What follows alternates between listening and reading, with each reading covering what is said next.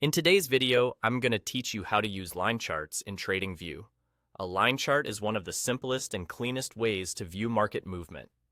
Instead of showing every tick or bar, it connects data points, most commonly the closing prices, into a single continuous line.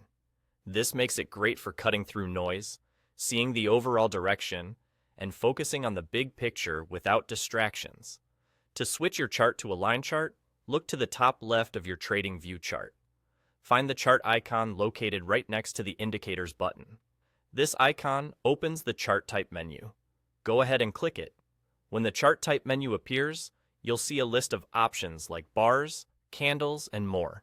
Select line from that list. As soon as you do, your chart will instantly update, and you'll be looking at a smooth, single line that represents price over time. That's all there is to it. Now, a quick word on what you're seeing.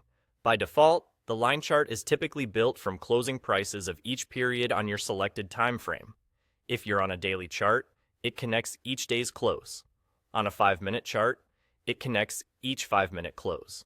This focus on the close helps remove intra-period volatility and lets trends stand out more clearly.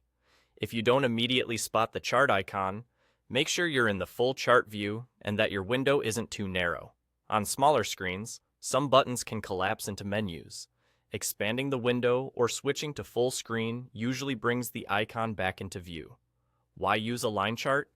It's excellent for identifying general trend direction, spotting major swings, and simplifying your analysis before you add more detail. Many traders start with a line chart to map the trajectory, then switch to a more detailed chart type if they need to study intraday highs and lows. It's also helpful when you want to draw trend lines cleanly, because the line chart avoids the noise of wicks.